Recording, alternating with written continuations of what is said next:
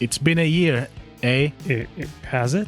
It's been a year. Oh no. It consisted of 4 numbers. A 2, a 0, a 2, and a 5. Actually, it's 3 numbers because 2 twice, but whatever. 4 numbers. It has been 2025. And I have been Space Otter. And I have been VoleMaulder. And we have been in this podcast. And you have been listening to this podcast. Postcast? Postcast. We're in the postcast era now. We're so hipster. I post my die casts to our audience. They were all natural 20s. I took all my cast iron pans out. I offed them. You use them against the criminals? Are you Pan Man? I'm the Pan Man, yes. I'm the dead Pan Man. You're not too deadpan. You laugh a lot. There is an Pan Man, which is like a Japanese character, which is basically a red bean bread man. What? Yeah, it looks very creepy. Look it online. What's his deal? I don't know. He has a red bean bun for a head. I don't understand anything. Let's move on. Just Google. I'm not Googling anything. Fuck Google. Just DuckDuckGo and Pan Man. What now? Yeah. Okay. Just search it. Just look at Ant Pan Man. I have some bandages of Ant Pan Man. This is fucking creepy. I'm not looking at it. I know, it's creepy, right? Yeah. It's like a children's characters everywhere. It's weird.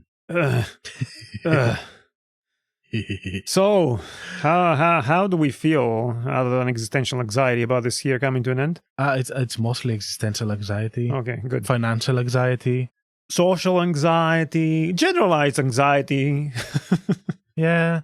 A lot of depression. I think, on a human level, I think it's been a shit year. Yes. I think it's been bad.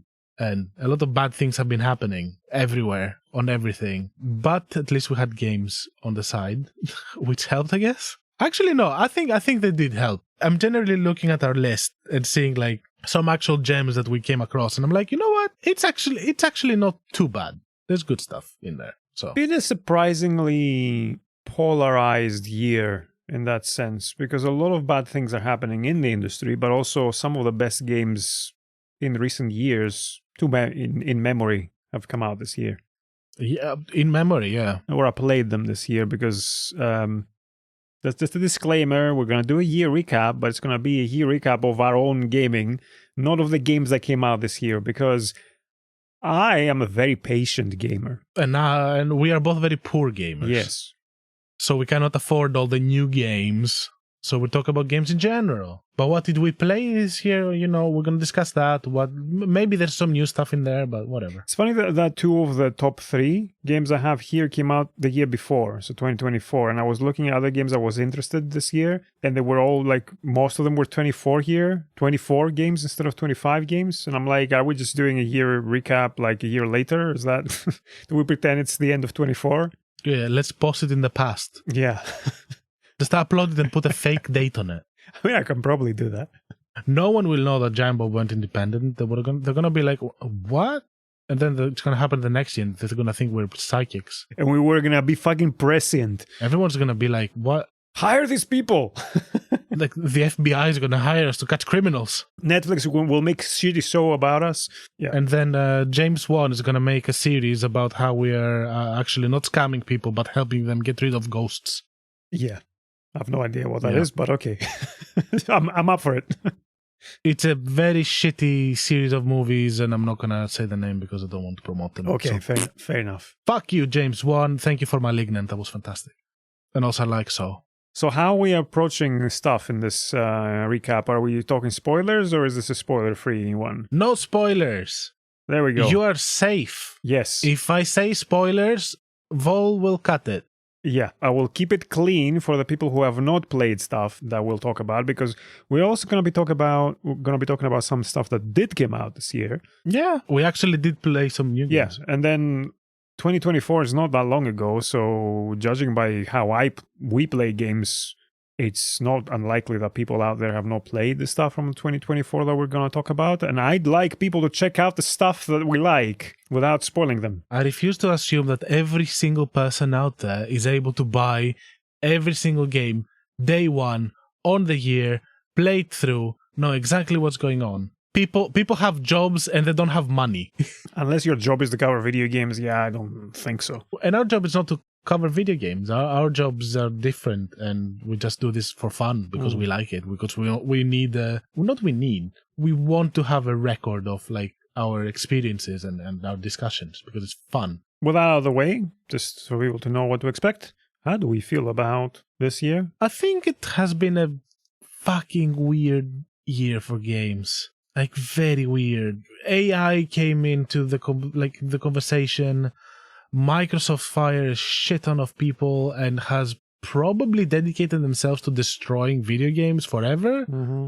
Even though that's not a new thing, but they're just more and more transparent about their shittiness as things go on. You could probably say that about Microsoft and anything that they're involved in. Yeah, but if we're talking about an Xbox division, yes, whatever. the Xbox division is no longer flying under the radar, I think, as much as it was in the past, or it seemed to have been in the past. Yeah, if anything, in 2025, I feel we're starting to see the death throes of Xbox. I think we started seeing the death throes of Xbox 2 or 3 years ago, but this year is the year where no one believes anything Microsoft is saying about Xbox at this point. Maybe it's the year that we accepted the death throes. Maybe, yeah.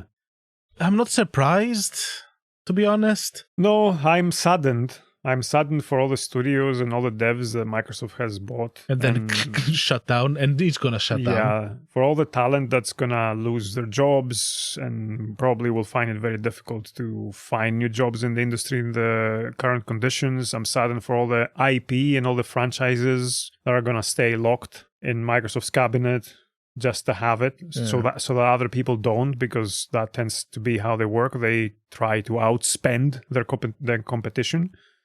And this whole good guy act that they had been putting on, I don't think anyone falls for this anymore. Well, no, some people still do, amazingly, saying how this is actually the year of the Xbox because they're putting out all these games and they're everywhere. It's like, all right. What, was there one hit of a Microsoft game? Other than Black Ops 7, fucking AIR dickheads. That wasn't really a hit, though, because the new Call of Duty, from what I know, is really down on sales compared to previous year. They use fucking Ghibli AI images that they fucking stole from fucking Studio Ghibli for their achievement. They can go fuck themselves. There were a couple of interesting games from Microsoft Studios this year, like Keeper and South of Midnight. South of Midnight was nominated in the game. At Games for Impact, right?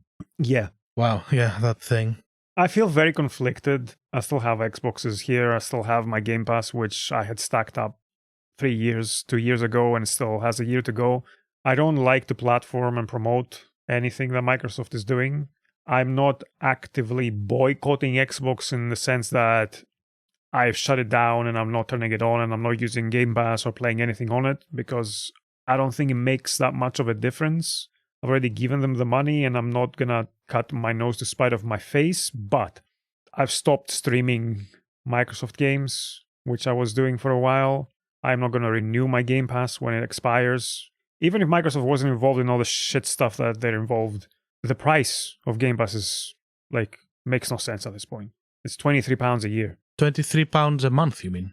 Sorry, yes, £23 a month. No, I said a year. No, £23 a month. If it was a year, that would be a steal. Yeah, it would be good. Best deal in gaming. We're back to that, baby. But no, it's £23 a month. I mean, I am saddened myself, and I don't have any real affiliation that I'm like, oh, this company that makes this console, I love them too much. I don't give a shit. I never gave a shit about any of these companies. To be honest, they just produce a medium for me to enjoy something I like. And that's all. That's all I care about. But they are actively damaging all the developers and everything. It's disgusting. So, Yeah. I mean, I don't have affinity for companies either. I have an affinity for platforms, perhaps, or consoles, in the sense that the 360 was a good console. But more and more it's looking that the 360 was just a fluke, because they mishandled the Xbox, the original one. People probably don't remember this, but they discontinued that silently without announcing anything about a year and a half before the 360 came out, because I guess it wasn't doing numbers or it didn't make the splash they wanted. I don't know why, but that had happened. So that happened. The 360 was a good console for the first half, and then started fucking it up. Kinect came in. They started chasing that stuff. They were messing up the dashboard every year and a half, like changing everything. And then Xbox One happened. And then the Series happens. And it's like, what's the pattern here? The first half of the 360 is an exception to everything else. So yeah, let's move on from Microsoft now. They don't deserve all this time, honestly. But at least, there were a lot of games that came out this year. Also, did we already mention that Giant Bomb got independent? That was cool. that's been almost not personal. It's half personal, half industry highlight. The fact that Giant Bomb managed to buy itself from its corporate overlords and find its soul again. Yeah. That's been nice. I hope they manage to stay alive for a long time to come. They just launched a new website. People use their website, be active, participate in forums. Like, this is a different era of internet, still alive in a little corner of the internet, and it's so heartwarming to see this still existing. People having interesting conversations, there being a place where communication is not just ephemeral, never-ending chat rooms. Like Discord is terrible for archiving conversations and writing posts and having discussions with people. I was in several Discords of several, creators or musicians, whatever that I followed. The thing that always happened to me in Discord is you're thrown in a chat. There is way too many fucking messages in there. There's no real conversation, just constant quips. I get lost. I cannot grasp a conversation with what's going on, and I just drop out immediately. There's nothing I can follow. Yeah.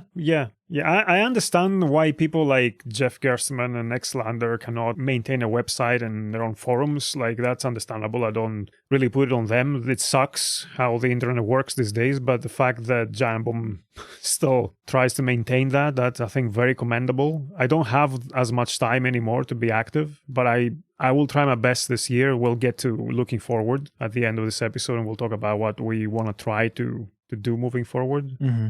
I'm going to say it now, and I'm going to say it again because it is worth repeating. I'm going to try to be more active in that community. Cool. I am indeed very happy for them, and I had lost touch with them, to be honest, for a while. And after basically some firings that they have and everything, I just decided that I just don't want to participate in this because it just looks sad, and they look like they were drained of life and everything. But after the independence happened, they're different people.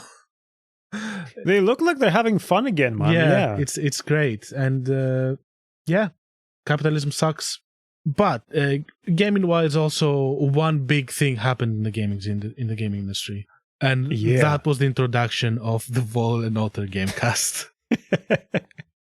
We're making waves. This was the big bombshell of this year. We started podcasting. Tiny ripples. Yeah, we're here. It still feels almost like a beta in ways, but it is on a personal note.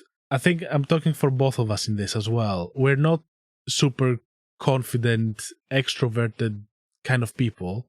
I find it very hard to put myself out there, and the fact that we're actually sitting here, creating something together, putting it out there, showing our fucking face on stream, I find it nuts.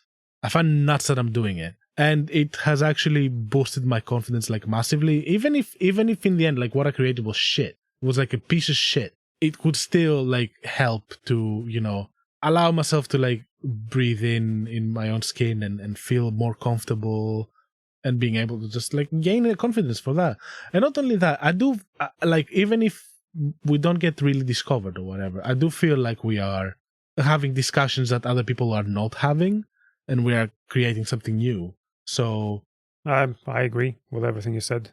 It's been similar for me. And it's also helping us stay a bit more focused with having to articulate my thoughts, even if it's not very well structured or if it's a bit meandering on stream, for example, does help form more complete opinions or process what I play a bit deeper, and it ends up being more memorable for me, which is really a positive. I was gonna say also that when we sit down and we talk to each other, I also like form opinions, or like how I feel about a game gets shaped on the spot, like as we speak, because like I'm getting a take that I haven't heard before. Like I'm learning more, and it's like a back and forth discussion.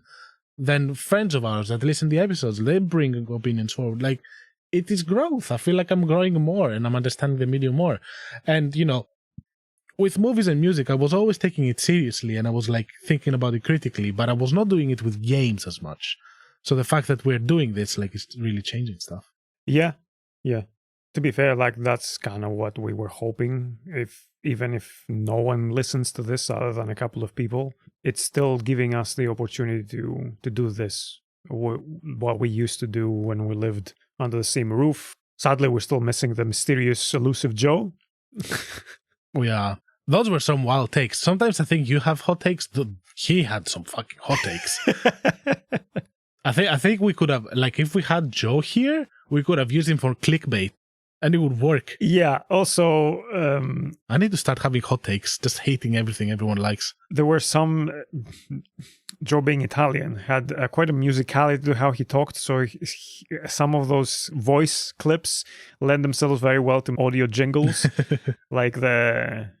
People! People of the earth! In that episode. Yeah. Do you remember that? I do remember that. I was just straight up surprised when I first heard it. We even had some listener feedback this year, which we've not gotten to yet, but we will eventually because it's spoiler stuff around the Clair Obscur episode we did recently. One thing perhaps that is not spoilery and it's more general, and I think this came in after for the episode we did on the achievements and trophies and the way we're talking about it. It was a point on the language around gaming discussion. So, you know how we talk a lot about how we like to view games as art and having the potential to be great art. How we are pretentious dickheads with like... Yeah. You know, beard stroking assholes with wine glasses. The feedback basically was that not every game is or aims to be art, akin to not every book being literary fiction or all audio being music. And it made me think that perhaps there is a discussion to be had here at a later point on this point, like how we talk about video games. I don't want to come across as being negatively judging video games that I think are less fine arty. It is a very long discussion, to be honest, and probably we would go into semantics and get stuck in small details for a really long while. But I believe that there is no video game without art in it, and there is no fine artsy video game without video game in it. It's a spectrum. I feel like it is such a multifaceted kind of medium that there's so many different things that you need to look after, which is like music and the graphics and the design and level design and the technology behind it. And some are kind of sporty. So, you know, it is impossible to not be a complete package. And the more you make art more complicated, like you do with video games, because it's like movie plus interactivity, it is complicated to talk about. But we, as people, and I'm pretty sure that I'm correct in that, we appreciate it when video games go the extra mile to create something profound, even if they fail. I suppose there is a... Without laboring this point too much on this episode, because I want us to go back to the recap and then we can perhaps do a listener feedback, a specific episode. We make a distinction between products and art. But every video game is commercial art in that sense because it's being sold, at least the stuff that we talk about. Maybe there are little things that are made just for their own sake to be and are distributed for free. Something being a product as well, like being sold as something, doesn't necessarily make it bad or make it bad art or takes away from it being art. For most of human history, art was commissioned, right? Yeah. at least Western, right? Shakespeare was paid to make his stupid fucking plays. Yeah, and classical composers and poets and authors. Like, how many authors like just wrote stuff just to make a living? So they were getting paid for it, but that didn't take. We don't say, well, that's a product, it's not art. Yeah, 14.5. The problem with where we are right now is that video games are such a big industry, and we're at such a stage in capitalism. Everything is kind of different, and the way we talk about those art forms, even with the economics and financial situation being different, still needs work to be applied to something new, because video games are new. And then we have the mismatch of, well, all this discourse and art theory and whatever has been developed and discussed a lot in a different time, when the relationship between the producer, the commissioner, and the artist was different than it is now. For me personally, and I know this is it's a very subjective topic, and it can almost become meaningless in that every person can have their own definition, but just so we can have like a shared one so people can understand where we're coming from. The intention matters for me. Like, if the intention is how to make the most frictionless, bland, broad appeal product to sell in order to just maximize your profit, and you don't really care about whether it has anything to say, whether there's any soul in it, and it's all just product of market research and implementation of psychological dark patterns in the design just to keep people hooked and in addictive loops or to spend more money, that stops being at that point something that I care about.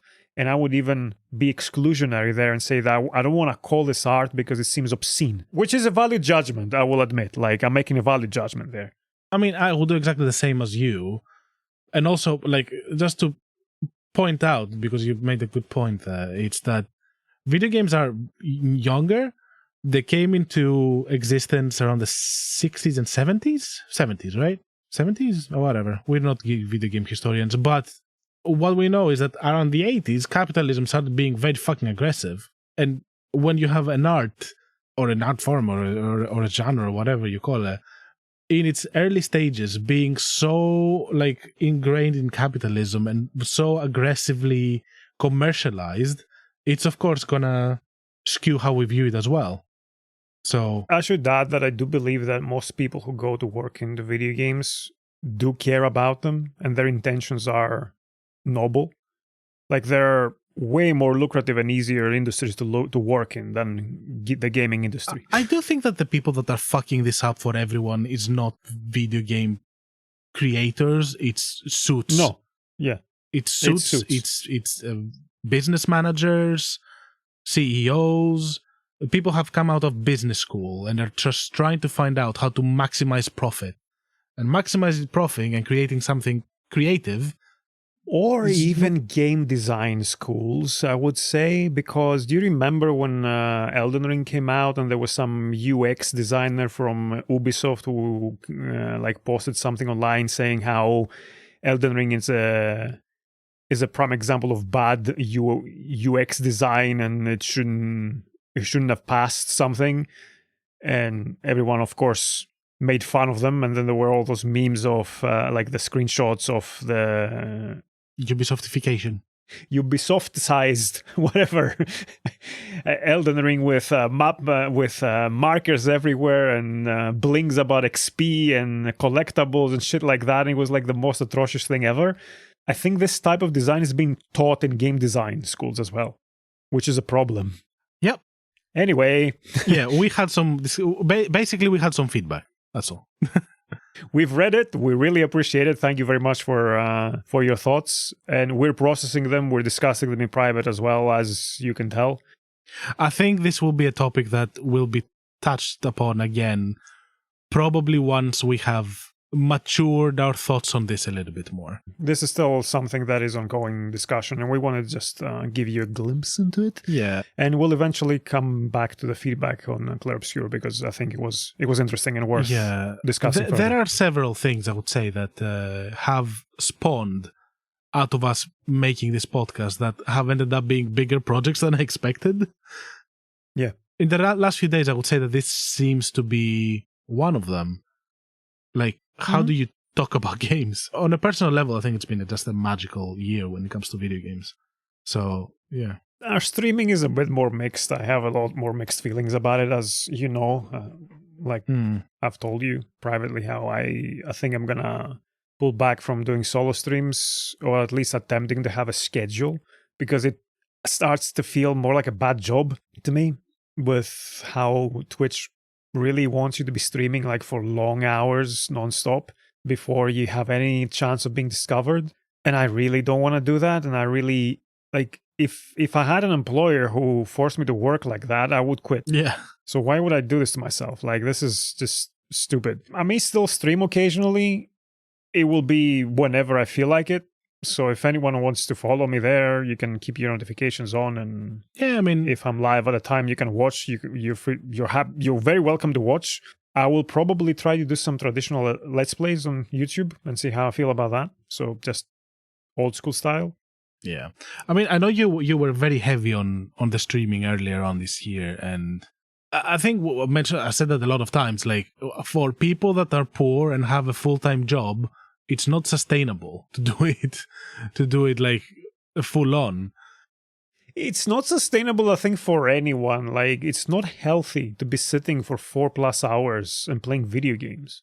Definitely not. Or like, doing anything. You can do it healthily, but having your privacy so invaded constantly, having a platform that requires you to be constantly on screen as much as you can, as many days as you can, and have a stable schedule, while at the same time struggling to pay bills, to go to a job, to have your personal life, to cook, to do chores, it is not possible. And that's why I could never commit into a full schedule of streaming. And I don't think I ever will. I don't know, unless some miracle happens and this becomes like a big thing, I don't think it's going to happen. So, I mean, I can understand, like, this is not a criticism on Twitch specifically, but because it's live content, I can understand the need or the benefit of having a set schedule so that people know when you're going to be live, they can plan around it and expect you to be there like TV. Yeah, I mean, I understand that, but I would expect that from, people working on it, being workers. We're not workers, we're doing it for fun. At what point does it stop being fun? I would say that I appreciated how, like, I went a bit hard on it, not to grow, but because I was trying to just focus on just finishing some games. The thing that I went hard on was trying to have a schedule, and that was no fun at all. I did some solo streaming as well this year, learned a few things from you. I like it, but as I said, like, I do as much as I can. If I ever become sought after by people for any reason, that may change, but currently as Space Otter! Sign my boobs! Sure. It was at the cow showing me their others. Yes. I need some milk. But yeah, as it is currently, like, I did some streaming. I don't think I finished any games. No, you didn't. Like, most recently, I abandoned the Revelations, Resident Evil. That's it. I think it was going to be in the lowlights of the year. But it's fine. I'm not taking it seriously. I had some fun. It's hard to commit, whatever. We are completing our co-op games. Our co-op games is great. I enjoyed some of the streaming quite a bit. So, does this mean we can talk about some games we played this year? Yes, let's go into that. Okay, we played games. Bye. We pressed some buttons on some games. We did. We actually coordinated quite a bit this year. Like, we have common games on this list. I think it's because of the streaming / the podcast itself that we were able to, like, check out a lot of stuff that both of us did. It was a case of one of us played something, really liked it, and urged the other one to play it, and because it helps for us to have played the same game so we can talk about it, that was good motivation, having the podcast on the background. Can I say, like, what was one of the low points for me this year? Sure. And I'm pretty sure it's gonna be similar to you, and there's gonna be more about it. It's Anthem. Yeah. If I was not playing this on stream with you, I would have abandoned this game in day one. That's all I was going to say. for it. I mean, I would have abandoned this game even on stream, but you really wanted to keep going, which was quite ironic because I was the one who suggested the game. Yeah. And then I was the one who said, hey, this looks like it has a fairly short how long to beat. Maybe we can finish it on stream. And then we play the second one and we realize what we're getting ourselves into. And I'm like, no, dude, I don't want to do this. And you were like, no, we'll do this. I'm like, oh. Committed now. Yeah, that was a low light for me. A lot of low light for me. I'm going to put it on the second spot, so it's not the lowest low. Mainly because it was interesting in a similar way that Anthem was interesting. This is interesting from looking at the downfall of one of the most beloved studios in gaming. Same studio. And the other thing that I have accepted this year, alongside with the end of Xbox, is the end of BioWare. Dragon Age Veilguard came out late 2024, and I played it in 25 mostly. So I'm putting it in 25. This game was so fucking disappointing and badly written and badly paced. I was duped into thinking it might be good and got my hopes up because there were some people out there who were claiming this was peak BioWare and BioWare's return to form and how this was as good as Mass Effect 2. And I'm like if people are saying this, it must be good, right? There's no way people would say shit like this, right? Well, turns out there is a way. And this has nothing to do with all the shit stuff that some people on the internet have gotten riled up. Oh, this game has a trans character. And okay, so fucking what? Fuck these people, honestly. Yeah. Fuck you. It's the same people who were kicking up a fuss that there was a gay character in Mass Effect 3.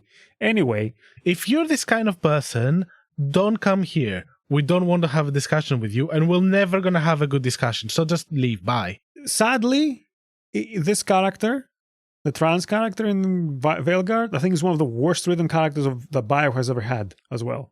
I mean, this is a thing with a lot of media. When we're talking about representation, and someone from a corporate perspective really tries to shove it in their game without any real feeling, without any real meaning, and it is going to come up as phony.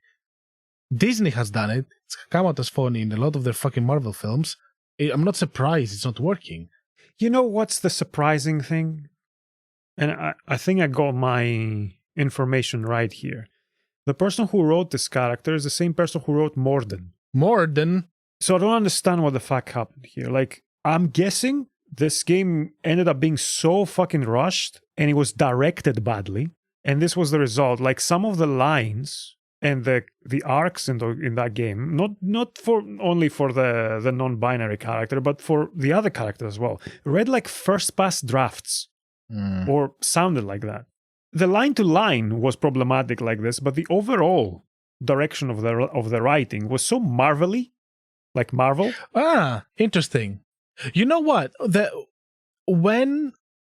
And also talking about the Discords before, but when the first trailer came out, people in a Discord that I was in went fucking nuts for it. Nuts. They were really fucking into it.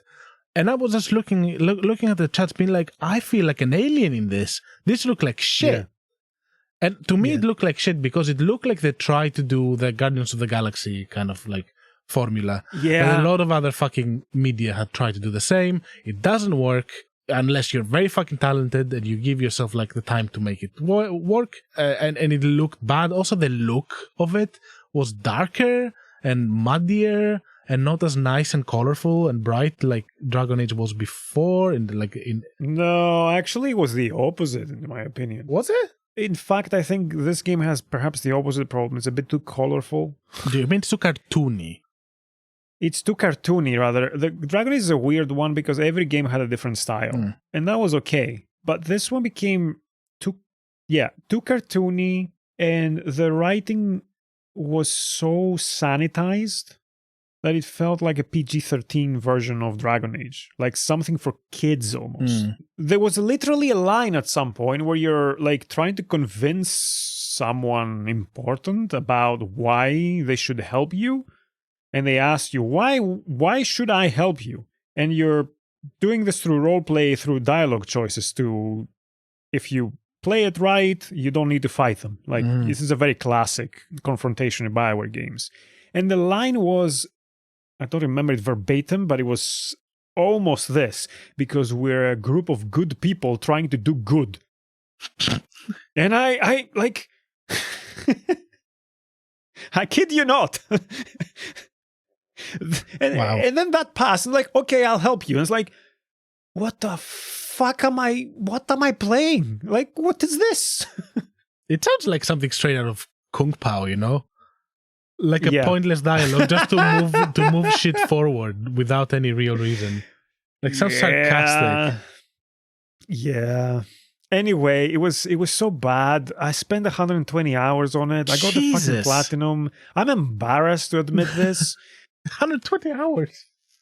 Yeah. Wow. That's a sad low light. It's a sad low light, and it's not the lowest for me. I don't have them in. I think Anthem for me is the lowest, to be honest. I would say though, before we move on from Veilguard and BioWare, this style of writing and this problem that this game had has been a problem since the Citadel DLC in Mass Effect 3. That style and that vibe and that tone has been carried forward in every game since then. Anthem had it, Andromeda had it, Veilguard has it. It's the same style of obnoxious, non-stop quips, trying to be funny, not taking any situation seriously enough, or diffusing it with like bad humor all the time. I know some people say this is bad Whedon-esque writing. I think maybe there's a little bit of that, but I think you were right when you pointed out this sounds like Marvel and like Guardians of the Galaxy. I think that's the vibe they're trying to go for. It's not even Whedon at this point. Whedon is for old people. and also Whedon knew when something was serious. Like when something shitty was happening in Buffy, like he knew. He did not break it with a shitty joke. He let it. Like it's shit right now. It's bad. I know it's goofy. Same I thing know with it's Angel, goofy mostly. Same thing with Firefly. Yeah. I mean, and I think like there needs to be a balance. Not everything needs to be funny and quippy. We're going to one that is sad for me now, which is a low light. And my low light is Pokemon ZA. I know that when we talked about before, I said how they're doing some neat stuff with the game and everything.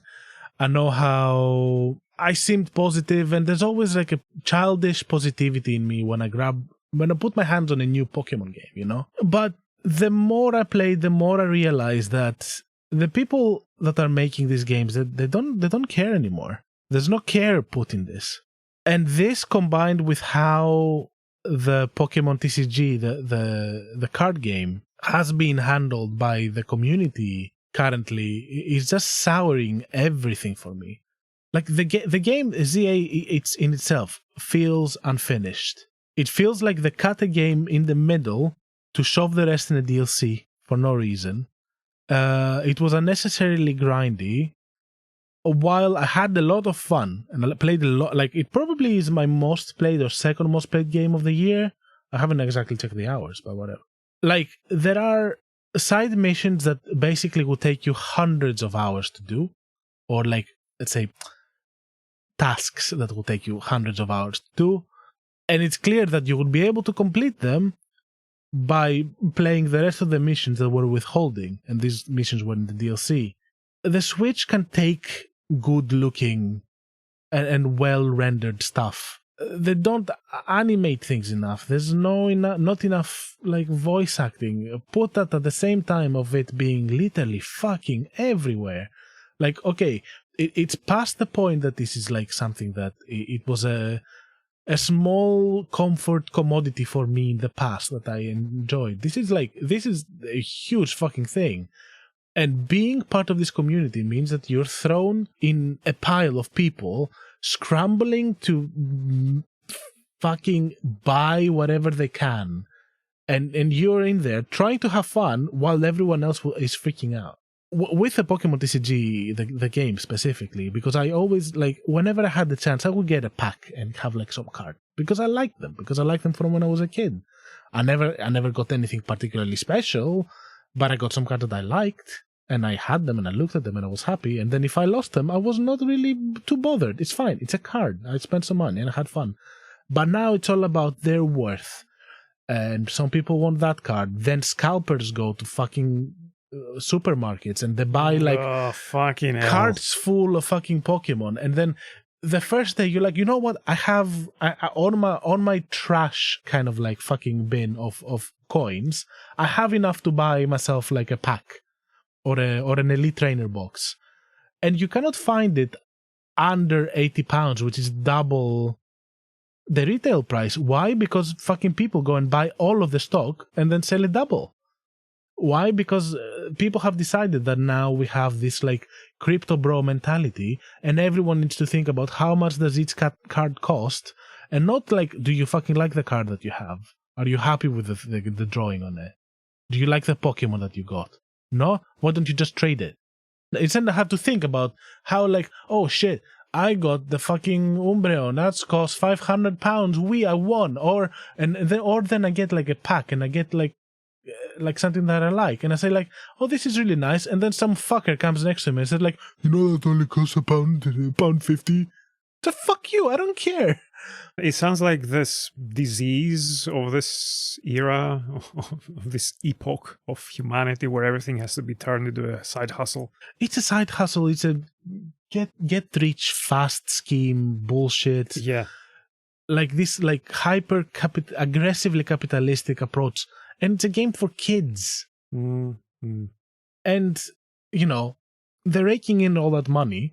And at the same time, they don't even give a shit to support their own games. It's disappointing. And even if I had fun with this one, I am tapping out. Yeah, that sounds like a low light. It is a low light. And it is, and I'm sad. And I'm sad because like when I got introduced into Pokemon, when I got introduced into games, it was my first experience. It is something that gave me joy at very hard times, and leaving it behind is hard. I'm going through some like kind of grief for the last couple of weeks because I just have decided that I just don't want to be part of this anymore. And yeah, it sucks. It sucks. And as much as I like those little creatures, I think I'm just gonna stick with my old games. And that's it. Well, that sucks. I'm sorry to hear that. I'm sorry as well.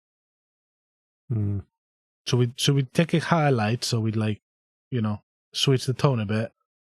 I can switch the tone a bit in a different low light that is not as serious because it doesn't really mean much to me. Okay. Fall of Bioware means something to me, and I'm sad about it. And that means something to you with the Pokemon, and you're sad about it, and I'm sad with you. This one was just a waste of my time. I tried to play Harold Halibut during my spring holiday. I streamed it, and I rage quit the game 5 streams in. This was the slowest, most repetitive, most inane written piece of shit I have ever played. Can I ask you something? And this is a genuine question. Are you being too harsh? No. It's a stop-motion animated game that looks neat. Are you being too harsh? Yes, the looks harsh. No, the look was really nice. This was what drew me in, and initially the vibe of it was something that I was like, okay, I'm liking this. And I read it as, well, we're getting a day in this person's life, and then something will happen. And it will pick up pace. This is more like perhaps setting up a hero's journey. I don't know. Just look the mundane life of this person, and then something happens and makes it more interesting, and we get to do something. Something did happen, and then a lot of what happened, it's written like a soap opera almost, that repeats and keeps repeating and keeps repeating. Like you do something, and then you discuss with the person what you are going to do next. You discuss it with a second person. You go on 3 fetch quests. And then you discuss again what you're going to do. You go and do it in the slowest way possible. And then you come back, and then you tell another person what you just did. And then another person comes in, and you repeat the same thing. Okay. I don't know. I'm just like asking questions, man. I'm like trying to understand. I know, because I can be hyperbolic. I don't think I'm hyperbolic with this one. This was... I can't imagine a reading group or a writer's group going through a read of this like for feedback and thinking, oh, this is okay. Like, you remember how you made this point about some Japanese games, like repeating a lot of things all the time? Yeah, I was gonna bring it up as well. This is that, but way worse. Is it more bad or is it more disappointing? I wouldn't call it disappointing because I didn't have anything, any high expectation going in. It was like, oh, this looks interesting, has stop motion graphics.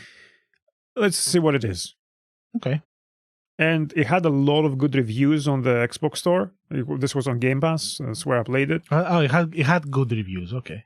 It had good reviews, but then other games have had good reviews, and I have some thoughts about that. I think on the whole, here's a hot take. It's coming. It's been a while since I've had one. I think overall, the adventure game community is delusional. Heyo, that is like a third of our audience gone. I'm an adventure game fan. Pause though. What is an adventure game? Because an adventure game is very open and broad as a term. What is an adventure game? Not Uncharted and stuff. I'm talking about the extension of the point-and-click adventure games of the 90s, which a genre which evolved into stuff like the David Cage games, the Telltale games, and then these things like 3D slow things that have a lot of dialogue and puzzle solving, not action. It's just an evolution of that point and click.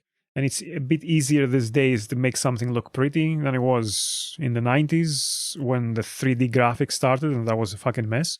Because the 2D stuff looked gorgeous, but then I suppose they weren't as cool, so publishers wanted flashy graphics and 3D animations. Yeah, it's same thing happened with movies and stuff, and they try to shove more 3D, but it never has the same soul as 2D. But like, this is a thing that I think I don't know. Like, a lot of the adventure games I think are bad. I love the genre, but most of it is fucking crap. Can I throw a hot take? Yeah. Oh yes. Yeah. Let's have it. You don't often have hot takes. I think most games are crap. Okay, yeah. I'm with you. This is a very lukewarm take. As I think that most music is crap, and most movies are crap, and most paintings are crap. And people still think they're brilliant. Like, they would review them very well, right? Is that what happens? Yeah. People are actually liking the third Avatar movie. I don't fucking know what's going on in this world. I think everyone is sick. That's what I mean. Like, I think adventure game fans are sick. Okay. Are fucking sickos.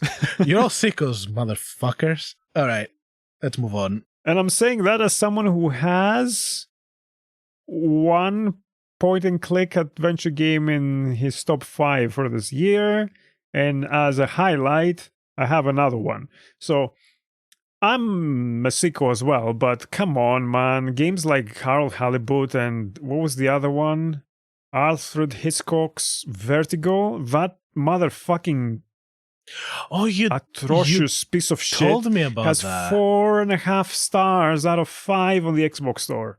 You told me about that, and I went and checked that out afterwards to see like what is he on about? He was very like, was I being hyperbolic? No, I? You were not. Okay. I thought it was. It had some representations of sensitive stuff that should not have been there. Definitely should not have been there. And overall, it felt like a bad soap opera, like the tone and the dialogue and everything. And Alfred Hitchcock's name in front of it will probably make him roll in his grave, and his ghost will curse them forever. Yeah, so moving on. We've given the lowlights enough. Yeah. Before we move on, let's acknowledge the games that we talked about already in the podcast. So we've talked about this year: Journey, Abzu, and Sword of the Sea. If you want to hear some hot takes from yours truly, you can check that episode out. We played Resident Evil 5, and we talked about it as well. We're currently playing Resident Evil 6, so more on that soon-ish, at some point. Mm-hmm. Mm-hmm. We've replayed some stuff, I think, this year. We have replayed a few things as well, yeah. Is there some specific you want to mention there, or? I think the only one worth mentioning here after my my rant on the sickness of adventure games is that I replayed the first Broken Sword. Ah, yeah, go for it. Probably 13 years after my last playthrough on the Wii. That's cool. Is Broken Sword on the Wii? Yeah. Do you know I just got myself a Wii? Okay. Maybe I can play Broken Sword. It's the director's cut version that has a different opening and some extra scenes. I would say play the original first. Okay, I'll go to GOG or whatever. It's not a bad thing, but I think it demystifies a character a little bit that I think hurts the way the character develops in their arc over the series by having that in the first game, and hurts the pacing as well, and it's unnecessary. Mm-hmm. I was a little bit apprehensive going into this playthrough because it's an old game from 1996 and it's very humorous and comedic, and sometimes these things don't age very well. There's one particular scene that made me feel deeply uncomfortable, and I'm surprised, as I found out by some viewer, because I streamed this, who had played the remake that came out recently of it. They have not cut that scene out. Other than that scene, this game holds up surprisingly well. It's still funny. It's still very well paced. The puzzles are still good. There's one particular puzzle in there that's a troll puzzle. It has become a meme puzzle, rather. I shouldn't say it's a troll puzzle, because I've read Cecil's thoughts on that particular puzzle, and he didn't think that this would trouble people that much, but it's notorious. I think it has its own Wikipedia page. That's fair. Yeah, but no, I enjoyed it thoroughly, and I'm very happy to say that this game remains in my top 20 of all time. I loved it before. It was dethroned by my top 10 of all time by Blade Runner. I think I will keep Blade Runner in the top 10 because it was harder to pull what that game pulled off. Broken Sword is still lovely. I am committing to play Blade Runner for you, so more on that later. Yeah, and then I revisited briefly some PS2 stuff because I got PS2 again this year. Not much to say there other than Gran Turismo 4 also holds up amazingly well. I did not expect this. Fair. With a wheel. With a wheel on the PS2. Cool. Yeah, of course. That's how I was playing Gran Turismo on the PS2, dude. With a wheel. Okay, fair enough. Still don't get racing, but whatever. Oh, so you're in cars and you're in tracks and you're kind of drive Tracks? around and whoever. Are you a train? Do you go choo-choo? Choo-choo? Yes. Thomas. Sometimes you get DRS trains and that's no fun. Thomas the Tank Engine. But generally speaking, the one who comes first wins. Whoever is fastest wins the race. Do homeless people go into your empty cars and they go across states on your train? That could be happening in some racing disciplines. I am not familiar with all of them. Is there train racing? I don't know, but I don't see why there wouldn't be. I would love to race trains. There's lawnmower racing, so why not trains as well? So I think we both played Resident Evil 4 Remake. No, we didn't. You didn't play Resident Evil 4 Remake? No, did you? Yeah, I played it. I liked it quite a bit. Okay. That's all I will say for now. I don't want to spoil more. Good for you. Right. Okay, let me go to another highlight that we definitely both played this time. We played together quite a bit of the Dark Pictures Anthology. Was that this year? Yeah, we played at least two. This year, completely forgot about this them. year we definitely played The Devil in Me and what? All right, we did. What was the third one? We also played the third one, but I don't remember the name of the third one. Ashes? House of Ashes. House of Ashes. The Dark Pictures Anthology is pretty shitty, I think, but playing it with someone else makes it very fun. And they're short enough to not be painful. I'm inclined to agree, even though the last one, The Devil in Me, was borderline not fun, even playing together, because it separated us a lot. True. I think we enjoyed the third one the most. Mm-hmm. And then the first one tried to use the co-op mechanics to create something new, like try to fool one player that the other player was doing something other than they were doing. So depends if you were communicating or not, the results would be different. And it even tricked us to like kill each other at times, which was fun. Yeah. On the third one, I think it was just straight up just a more fun story overall, and the setup was quite fun. Second one was kind of shit. It had like a stupid twist, and the third one, despite it having Jesse Buckley in it, I could not give two shits. Fourth for one. What? The fourth one. You mean. The fourth one. You mean? The fourth. The fourth was. You said the third one. Third was. That one. Yeah. Dark Pixels Anthology. I don't know if you have them. Not very memorable for me, as like I forgot we played them this year. Yeah, we actually played two of them this year. I revisited a couple of things this year as well. I played the Dead Space remake. It reminded me that I like Dead Space. It's probably the best Dead Space game. Have you played 3? Yeah, I did play 3. Basically on your PS3. Is it as bad as people say it is? I've not played it, but I don't remember talking about this with you when you played it. It is not an awful game, but it goes so hard on the action without it being particularly charming in any way, without the story being interesting in any way. It just was like a wet fart kind of a game, and very much a push from the publisher. You know who the publisher is, to make it something that it wasn't, which was disappointing. But the first game still holds up. The remake was really nice. Some really spooky stuff. I like stomping things and making their limbs go away. So it's been the year of us playing good remakes then, because Resident Evil 4, as you said, I replayed Resident Evil 3, although that's not the best Resident Evil remake, but still pretty good. And I'm in the process right now of playing Silent Hill 2 remake. I've not put it in this list because I've not finished it yet, but I will mention it as an honorable mention that this remake surprised me because it's actually really well done. I also have a feeling that the Silent Hill 2 remake and Silent Hill 2 will be present in this podcast in the future. So yeah, and probably on our highlight list when we do our 2026 recap. Very briefly, I will mention that I revisited Doom 64. I played some of it. All right. Why not? And one thing that I revisited that we have never mentioned here before, but it was one of my earliest game experiences, was Stalker. Oh. That was like that was probably one of the earlier games on the PC that I played. And I wanted to see how it holds up. I had it on I think on Extra. It's on Extra, yeah. Played it. It's janky.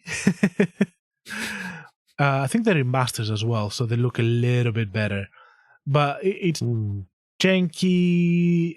It is very much like off its time and something that would not hold up, I think, currently. But it has unmatched atmosphere.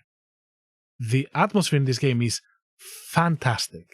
And I actually kind of think that, you know, the mystery around the zone and everything is good. I like the resolution.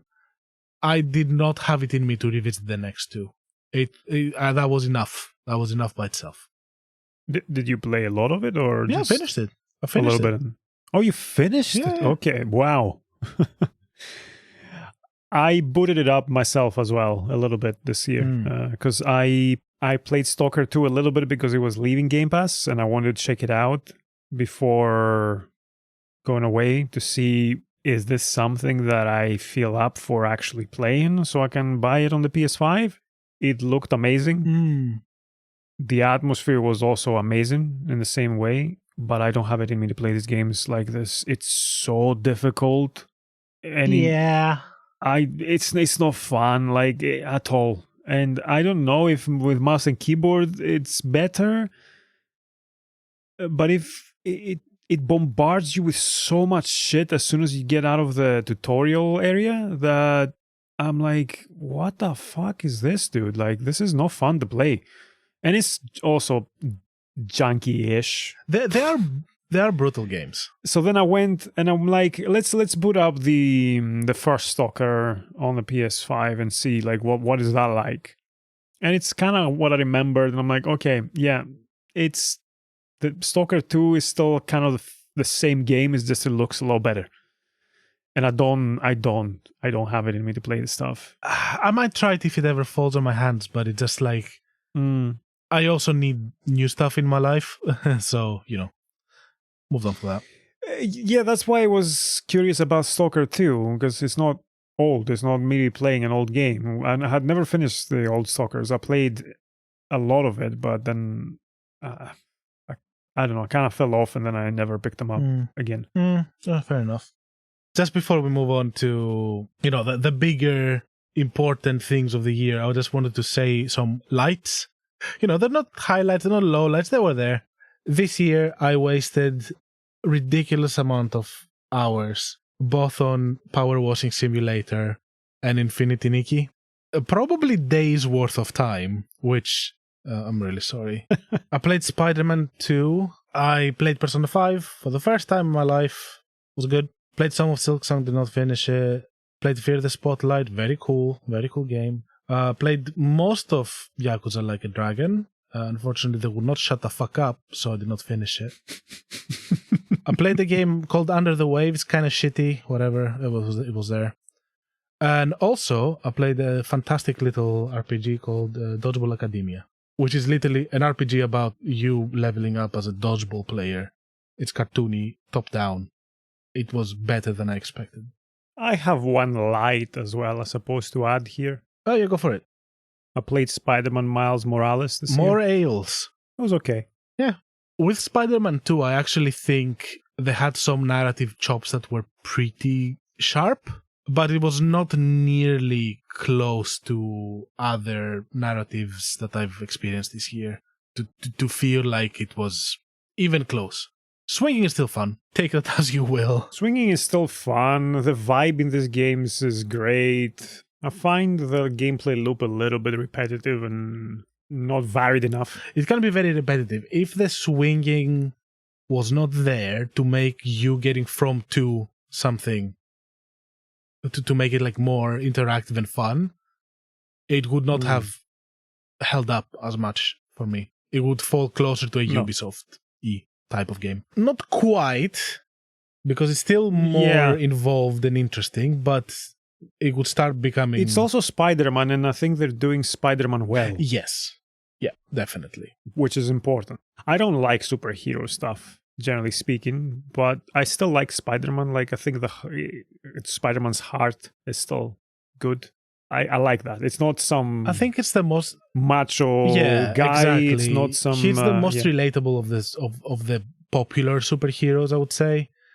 And, we also grew up at the time that we have the Sam Raimi movies to thank for making us like him more, I guess. Yeah, no, and I can still fall behind this whole with power comes responsibility, and I like that as a general theme and stance to be taken, and the games are representing that very well, I think.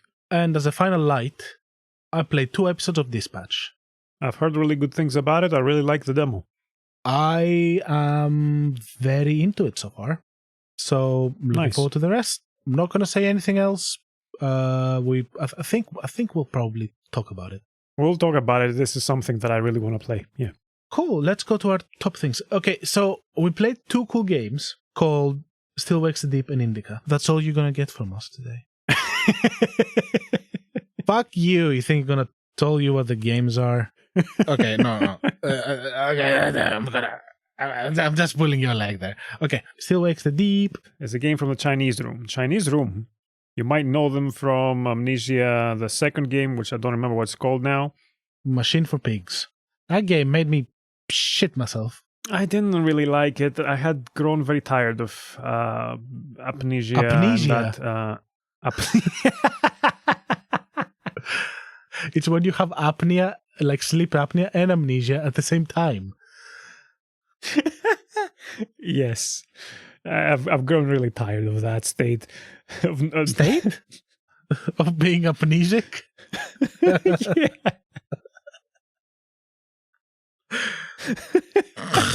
Who am I?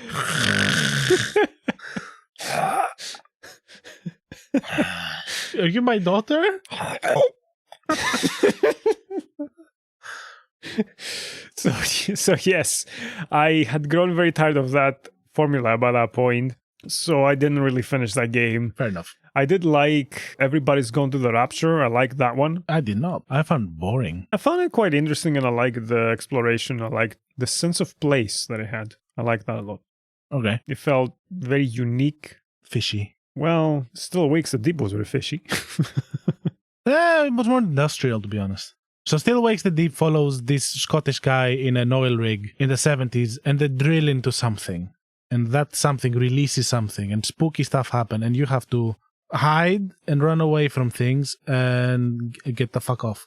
Not so much, though. They don't overdo this. Like, this happens in a very measured way and in a way to build tension in sections. Like, it doesn't become like Amnesia or another game I tried to play this year called Routine, which basically most of it is hide and seek. I've grown really tired of this style of game. Still Wakes the Deep was not that. People liked Routine. Anyway, it doesn't. That's beside the point. I think Still Wakes the Deep, if you're feeling kind of tired of this type of gameplay or you don't like them that much, this game doesn't have a lot of it. It has some of it, and it uses it, I think, very powerfully. No, it's not like Alien Isolation that like it is fatiguing to be in this stressful state the whole time. Yeah. It has sections, and they're intense, pretty fucking intense, but it did not feel bad. We're going to talk about it more. Also, before we move on, one thing to say about Still Wakes the Deep, you kind of mentioned it very brief and in passing. It's a very Scottish game. Yes. In a way that I've not seen before in video games, and I was really happy to play it. It also did not feel like stereotype Scottish. Yeah. It just felt like Scottish, which is nice. So that was nice. Maybe you'll need subtitles for it if you're not used to the accents. Most likely. Yeah. It also has an option to have Gaelic. Gaelic? Yeah. Smells though. Anyway, it does the option to have Gaelic subtitles. It has the option to have regional English, as it calls it. Scotland is not a fucking region as a country, which tries to retain the Scots language in the subtitles, but it's very light still, and it's a little bit inconsistent in how it spells some words. But I'll give it some points for attempting that. It was just a little bit inconsistent with some stuff and how it was spelled and everything, but I don't know. I did not pay too much attention there. I'm not a linguist, but it was cool. For me it was a little bit of the linguistic interest to see, they're doing that, let's see how they do it. And then you have to be familiar with Scots language obviously to pick that up, but some of it was a little bit wavering, I suppose, not consistent, but still a good effort, and I commend them for doing so. This is like visibility and representation that I'm not seeing in video games before, so I was really glad for that.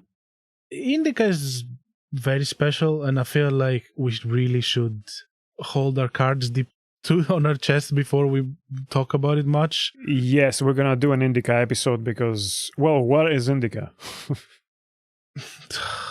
Indika is a third-person game with some light puzzling and platforming and a couple of light action sequences, but most of it is just walking and talking. Yeah, it's very hard to define. It's very hard to define. You play a nun in Russia. But what kind of era is it? It seems 50s, like 40s to 50s probably. Okay, yeah. Maybe earlier even.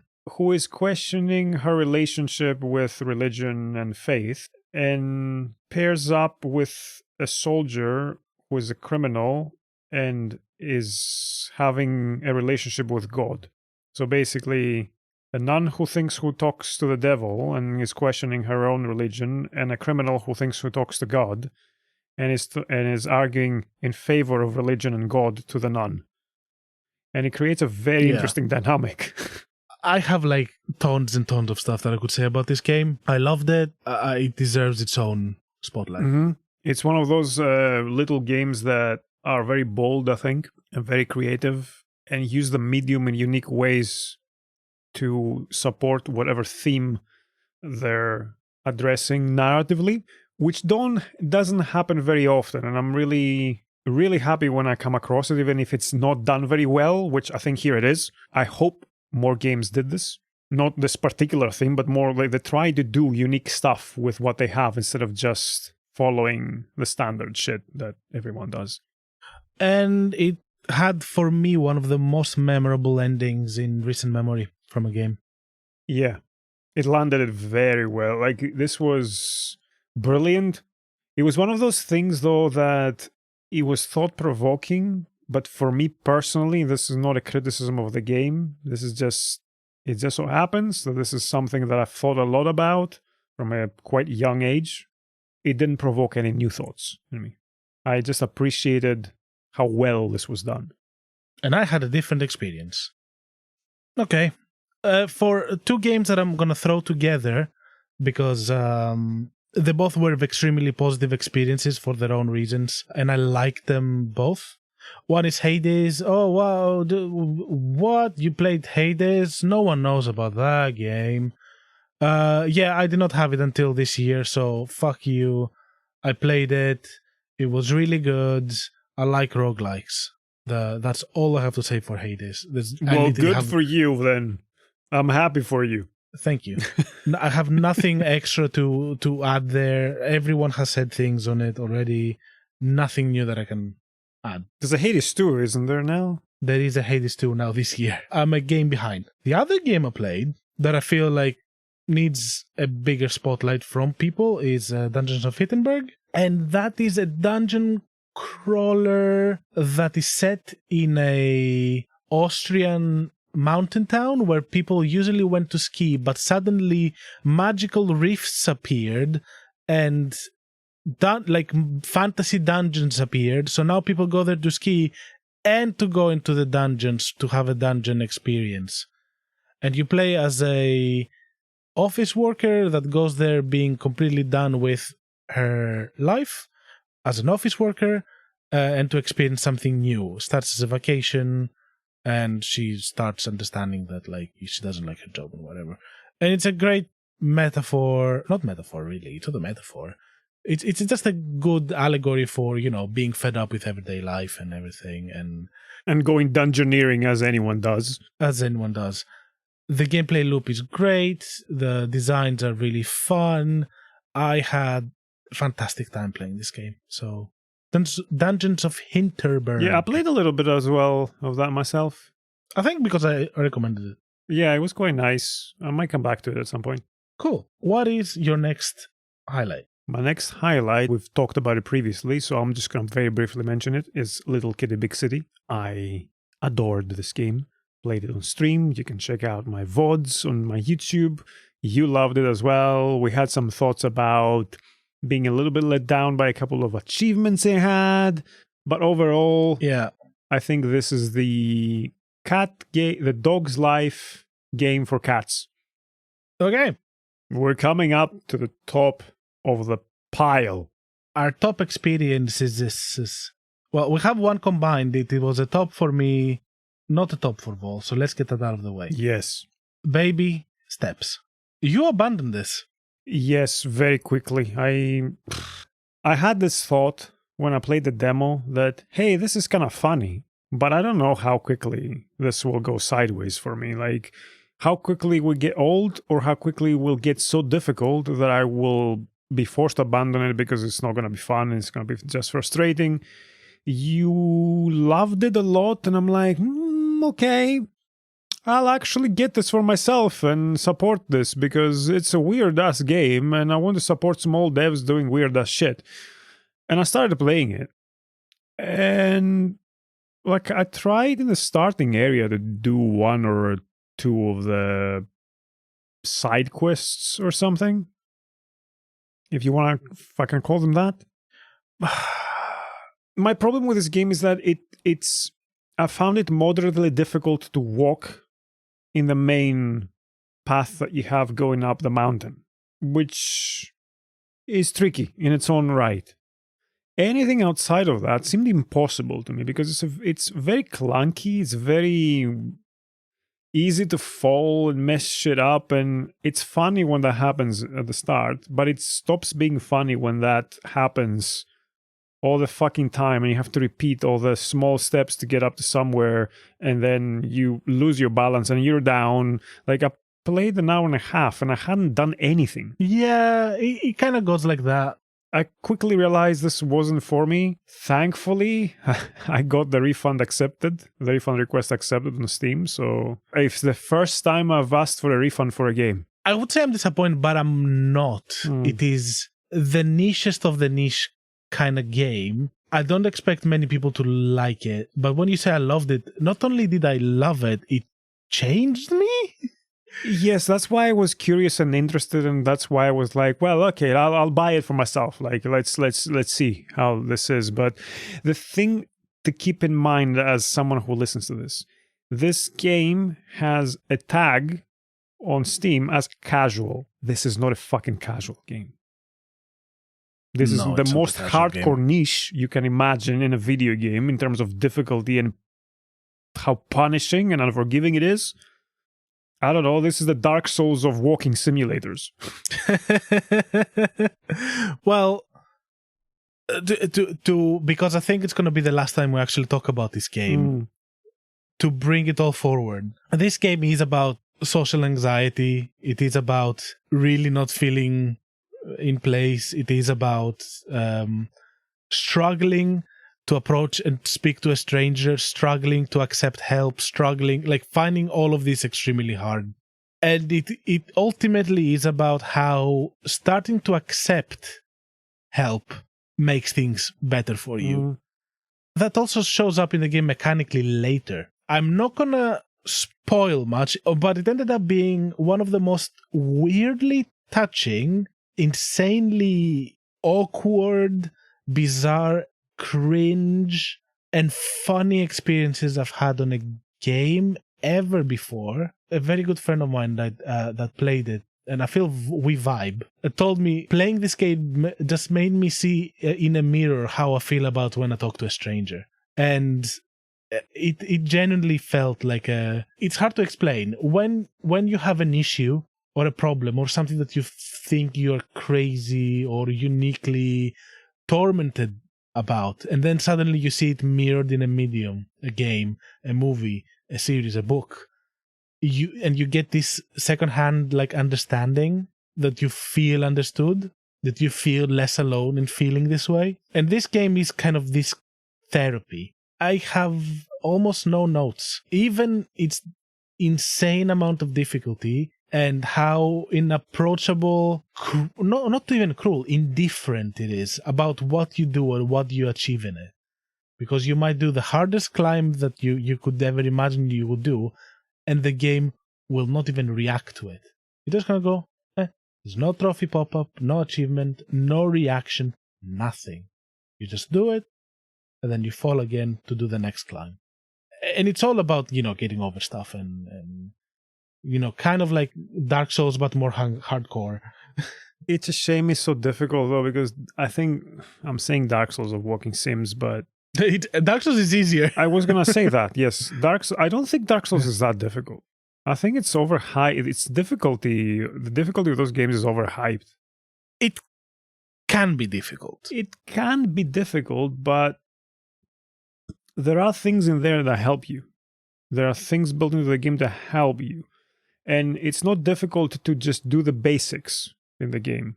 It actually plays really well and tightly. This one is not that. I was disappointed. I was kind of sad because I hear what you're saying and I want to see this because this sounds like a profound experience.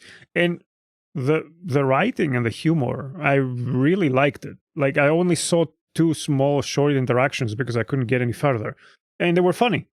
And it sounds like this is a game that 10 people will actually get to play because of how it plays. Or a lot of people are going to watch it from streams. Yeah. I don't know. Yeah. It is an odd one. It is a very niche one. It has a very, very high entry fee. It worked for me. I can totally understand why it cannot work for everyone. One of my games on the top of this year's list that is not a common game we played together is Cathy Rain. That's a point-and-click adventure game of the more modern variety, but the ones that look like they're made in the 90s.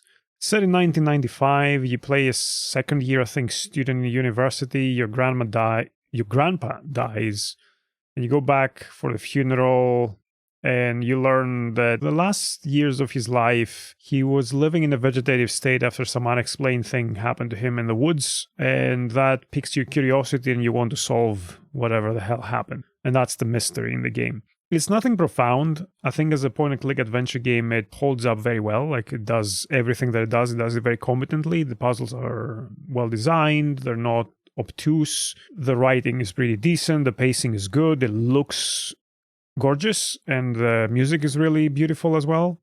It's kind of like Goosebumps meets X-Files in its writing and vibe. Okay. That sounds intriguing. I really enjoyed it. I think I will remember it, but nothing really moved me or inspired me in it. I guess the inspiration that I got from it was how that it seemed like it was made with a lot of love, and it was made by one person. There's a second game, Cathy Rain 2, that came out this year. I've not played it, and I have the game that this dev made between Cathy Rain 1 and Cathy Rain 2, which is called Whispers of a Machine, that I intend to play soon. So that will be probably something I'll talk about in the near future. Cool. And then you have one more thing that is unique to you, and then we have our big one that is for both of us. So let's go through this, because I'm not done with this game. Oh. Because it takes a mental toll playing it, but consume me.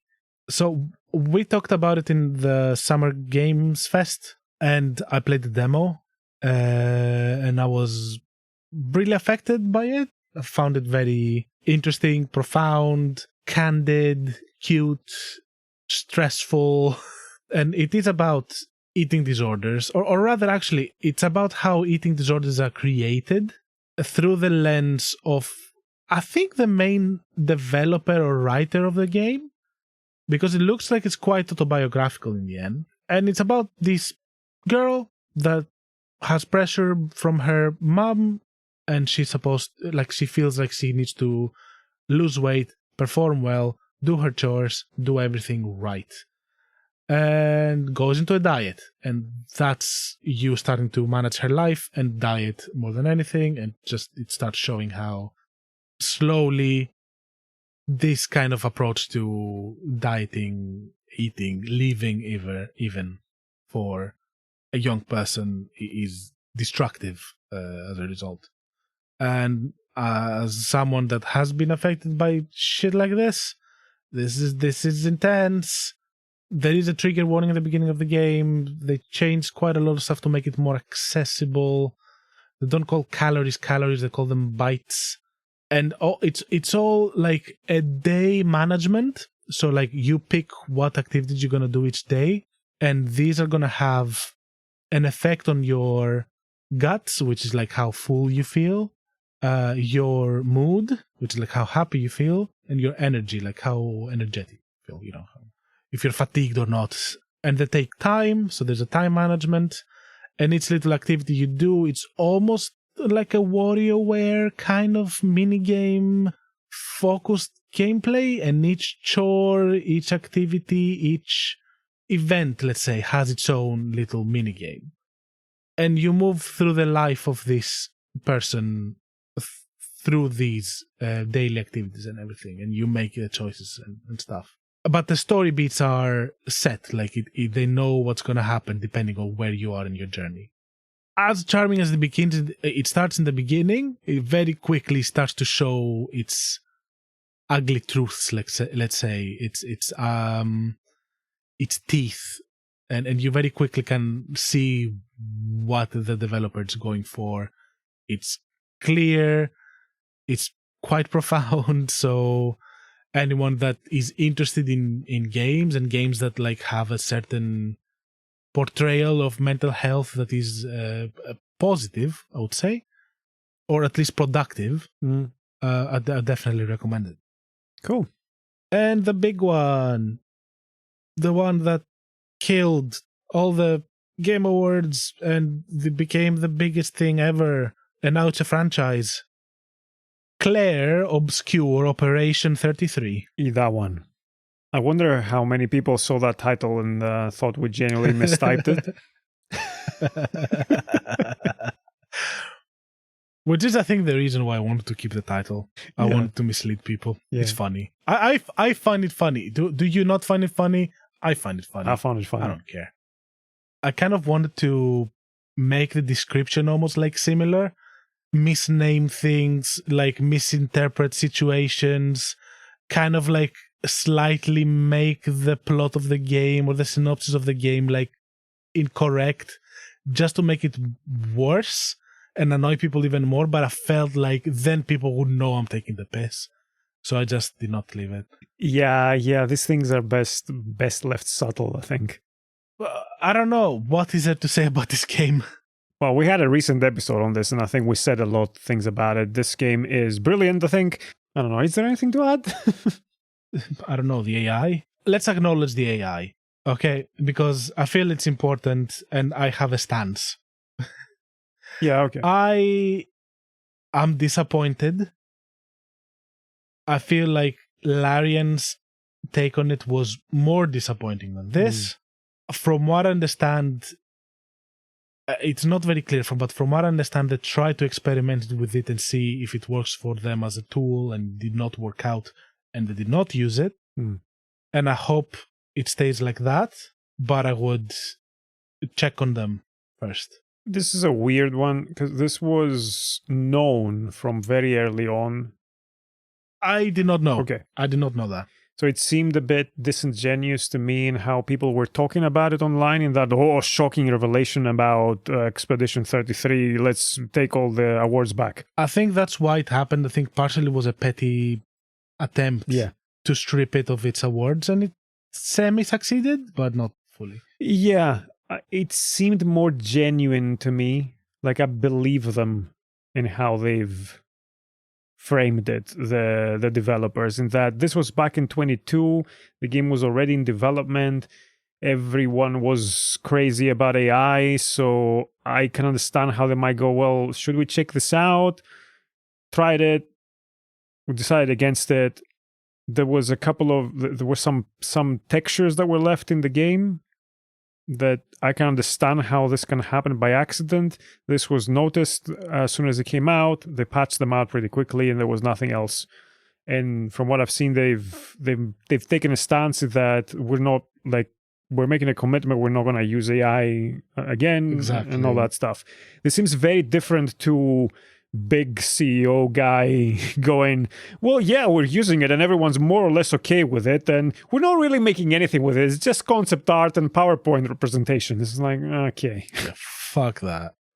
Like, it really hurts me that Larian lost me. Like, they lost me so hard. And apparently more stuff has come out, because it sounds like the Pandora's box has opened. Yeah. Larian's less flowery than we thought. Yeah. It's disappointing, especially Baldur's Gate being one of my favorite games. So yeah. Fun. Anyway, I think one other thing that I wanted to add is that they have officially confirmed that Clair Obscur is a franchise now, and more games in the which I don't know how to feel about this. Look, I don't like franchising that much. Me neither. Earlier when you said like all these franchises that are be kept by Microsoft, like I don't feel a loss when there's a franchise that's been taken away from me, because I like originality and I like new stuff. I don't like series that last for 16 fucking games or more or whatever. I found it grinding, and I want people to experiment, try new stuff, create something new. You don't have to make the same thing all the time. With Clair Obscur, I feel exactly like I felt when they announced follow-ups to Last of Us, is that it's too good. Don't touch it. Just leave it. Just leave it there. You don't need to add anything else. Having said that, with video games, and I'm not saying this is the case with Clair Obscur. Oh, I don't know. This is all speculation. Well, yes. I could be wrong. I could be the most wrong. Maybe the next game will be the best game that has ever been made. Yeah. I could be wrong. But for me, I would rather they moved on to something new and left that world. Yes. It had a good ending.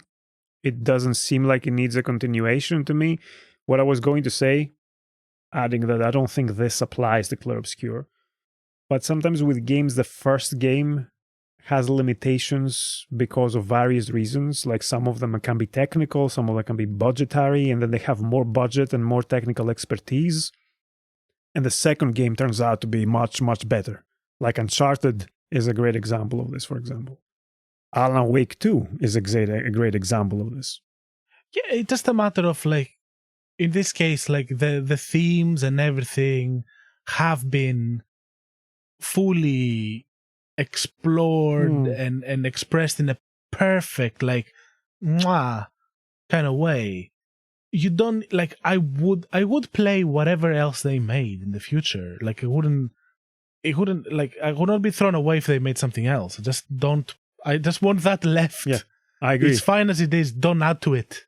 I agree. That's why I said I don't think this applies to Clair Obscur. I think I'm with you 100% on this. I wish they would just leave it there with a fucking ending. Not everything needs to have sequels and everything needs to become a franchise.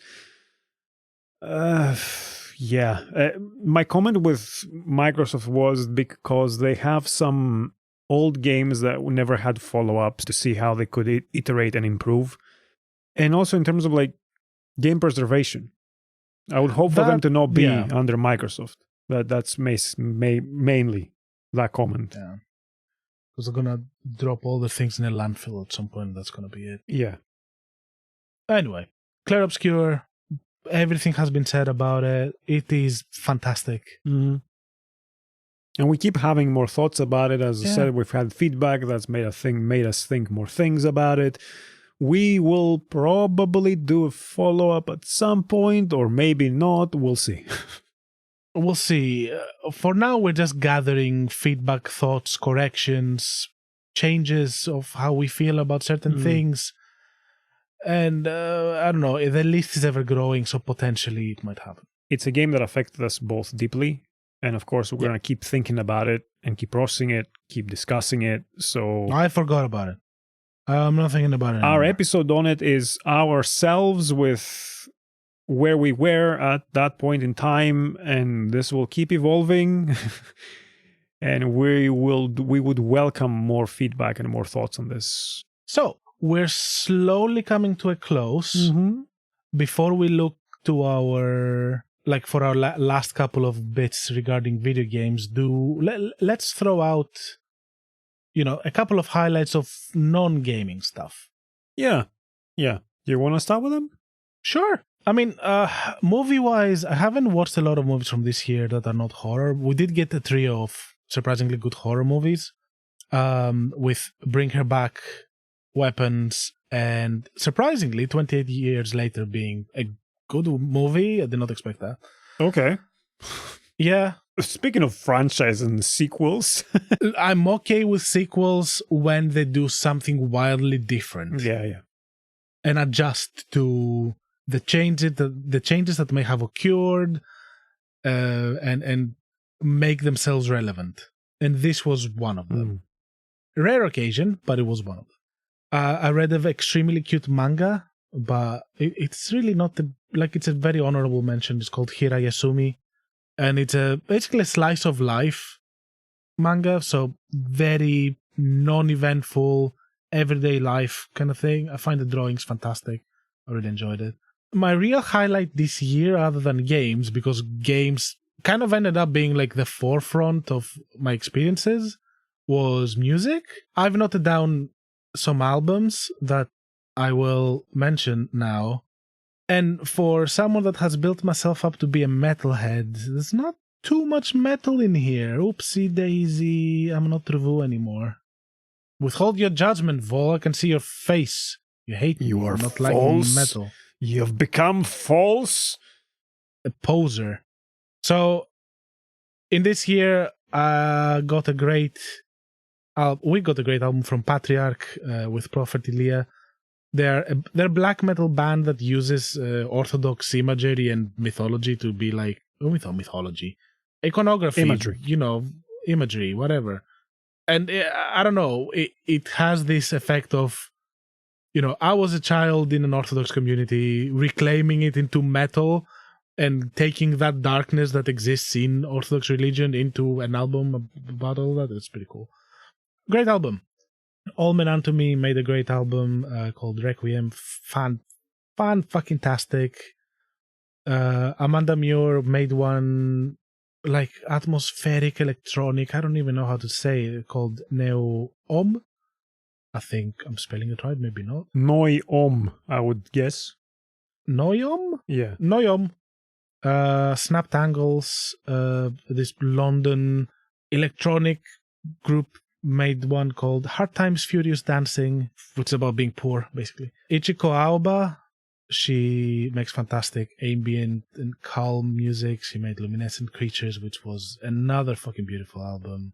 Dormant Ordeal, technical death metal, talking about how humans are just fucking trying to destroy each other, fighting tooth and nail to do it. It is very much a very relentless kind of experience. But the two albums that I really want to super special mention, one is from Anna von Hauswolf. It's called Iconoclasts. It is a trip. I don't have much else to say. It is a fantastic album. Vol, I've recommended you to listen to this multiple times and you've ignored it. I need to be in a very specific mind state to listen to new music and pay attention to it. Yeah. So yeah, Okay. I'm not often in that. Like I listen to a lot of music, and music is super important in my life, but I'm not really. We've talked about it in the past a lot, not on the podcast, so maybe just to state it here. I think we don't talk about music in the podcast much. But like music is as, if not more important in my life as video games, and has always been. I also play music and create stuff. I don't want to plug that here. It's irrelevant. I tend to listen to a lot of old things, and I don't really feel the need to look for new stuff actively. If people recommend things to me, I may eventually come around to it and look at it. I still follow some bands when they make new stuff, like the new Paradise Lost this year sounds pretty good from what they've put out on they've released with videos so far. I've not bought the album yet to listen to it properly, but it's something I'm really looking forward to. But yeah, generally speaking, I don't have that desire and itch to explore new music in the same way I have it with games or the way you have it with music. So it's usually like I listen to stuff from the 90s and 80s. I try. I try to see how music evolves, and I try to evolve myself as well. But yeah, my favorite piece of music from the whole year album is by Haru Nemuri, and it's called Ekolaptomenos. Very hard to spell out loud and for you to understand how it's spelled, so I don't know, check my socials or whatever. Ekolaptomenos is basically a revolution in an album, and a revolution against everything that's been going on right now. I have never read lyrics that have like hit me harder than the ones in this album, and this comes out of a young person basically expressing how they feel lost in this reality that we're currently going through. And it was cathartic. It's fantastic. So Haru Nemuri Ekolaptomenos, potentially up there with how I feel about Clair Obscur. Cool. So you found quite a bit of music this year. That's nice. I tried, man. Do you know what actually helped me to find new music? What? I quit Spotify. The moment I quit Spotify, this piece of shit fucking platform, I actually started finding good stuff. When I actually put myself down, instead of like an algorithm feeding me shit constantly, I just sat down and be like, I'm going to put my bum down and actually try to find out, what do people like out there? Well, one of the highlights for me of albums I actually listen to this year was the remaster of Rage for Order from Queenstrike, which a friend gave to me. And it's actually an amazing remaster. So I've been listening to that a lot. So that should tell you a little bit about where my music tastes are and the era. Like I'm rediscovering music I already know very well because it's mixed differently. For me, it doesn't even have to be mixed differently. Like just a different state in mind later in time. Oh, that can too. Yes, actually, absolutely. Like I can revisit the favorite album and suddenly be like, oh shit, I'm finding so much more in here now. I do that all the time, and that's kind of why I don't feel much need to look for new stuff, because I can revisit Fate's Warning albums, and I can revisit, I don't know, even Paradise Lost, revisiting I was listening to Draconian Times again after having not listened to it for a couple of years. I'm like, man, this is fucking good. Yeah. Draconian Times is fucking good. Yeah. What about you? Do you have any non-gaming highlights? Yeah, I have a couple. Like I try to read a bit more lately. The biggest highlight for me from reading this year is that I finally read Do Androids Dream of Electric Sheep? Oh, you have not read it before? I had not read this book, no. Oh, I thought you had read it and this was a revisit. No. Oh, interesting. Okay, This was the first time I read this book, and I fucking loved it. No, I mean, I love every Philip K. Dick book I've read. This book made me reappraise the films, both of them, particularly the first one. The second one I had watched in the cinema when it came out. I didn't not enjoy it, but it wasn't very memorable, and it seemed unnecessary to me.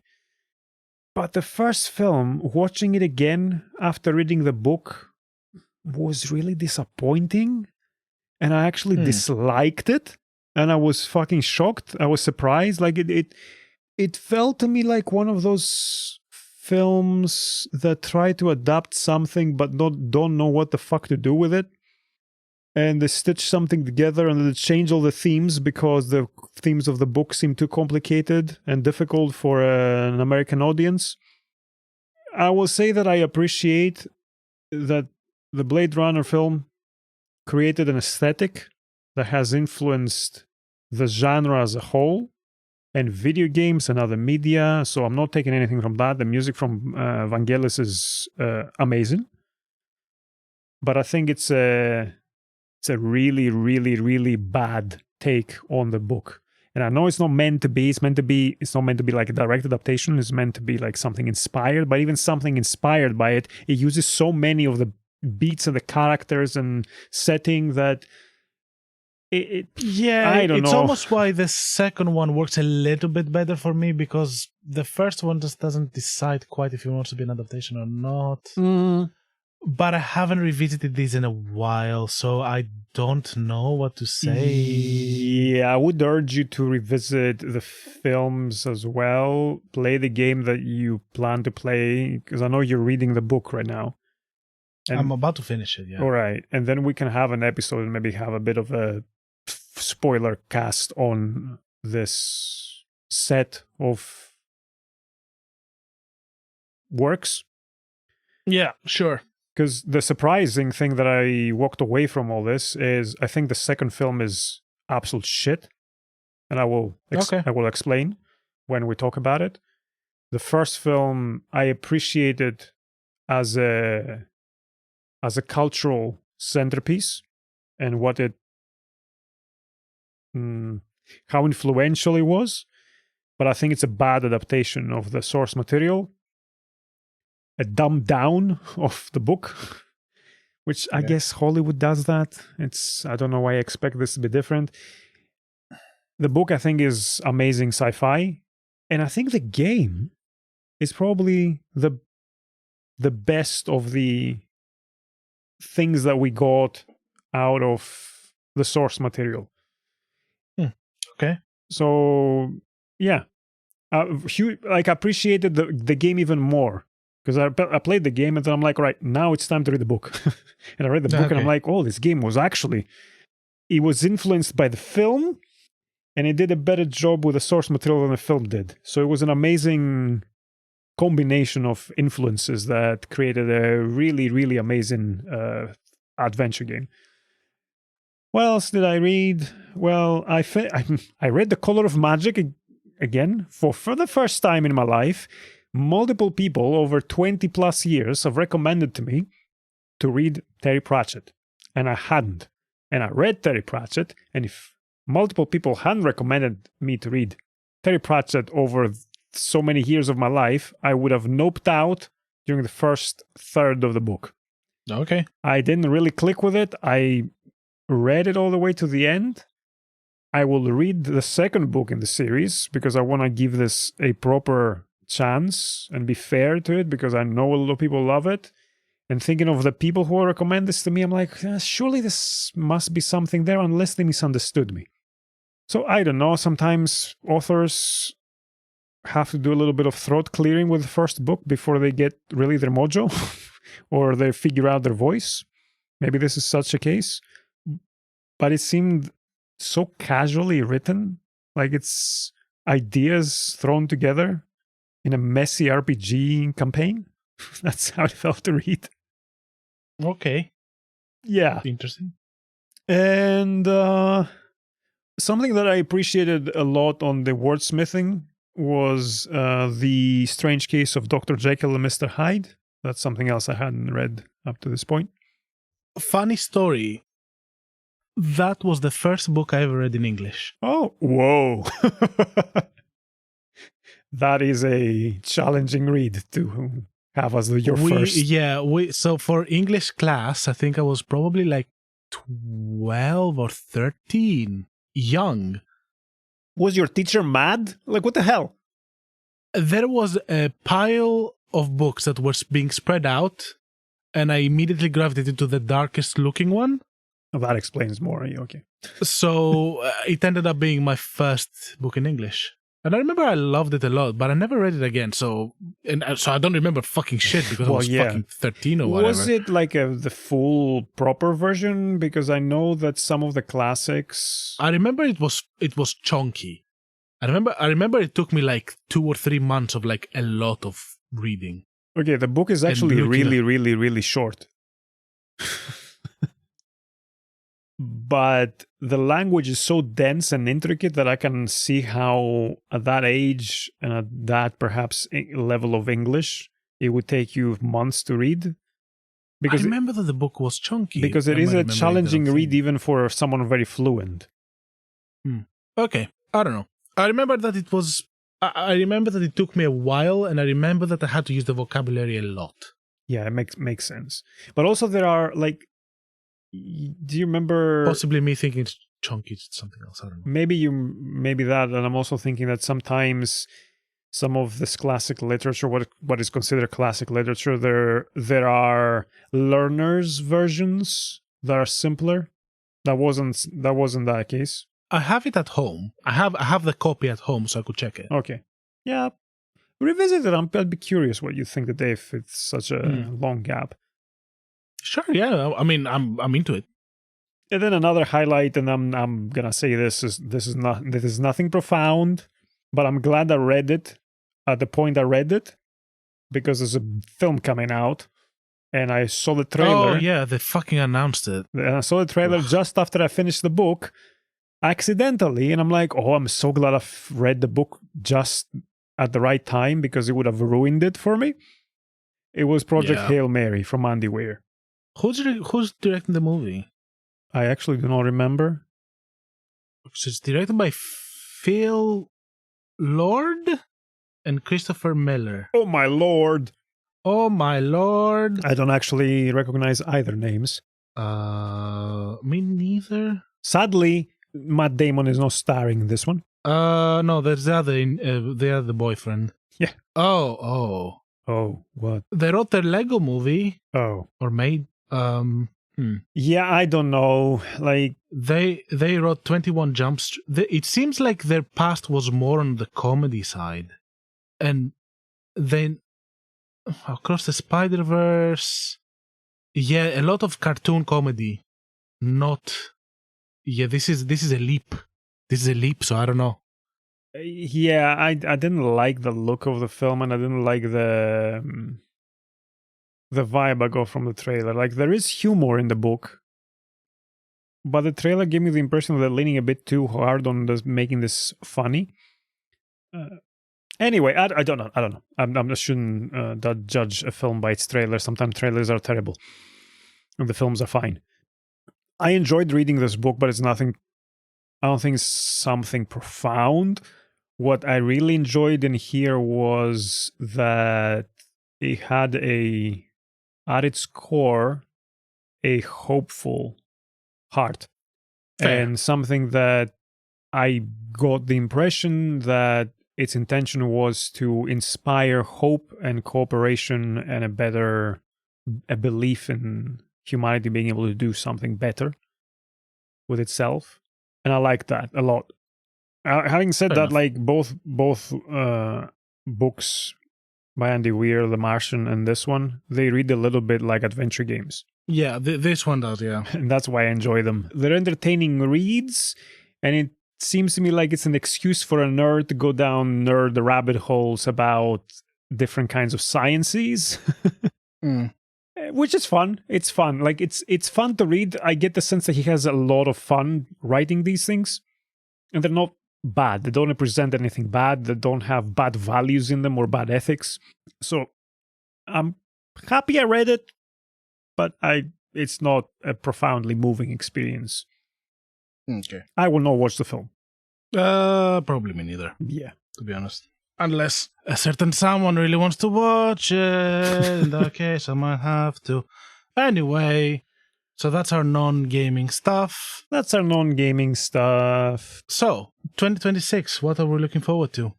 What is your aspiration, gaming-wise? Gaming-wise. Oof. I've been going back and forth about this. I had been planning to do a 2-3 month long retro dive and revisit a lot of PS2 stuff.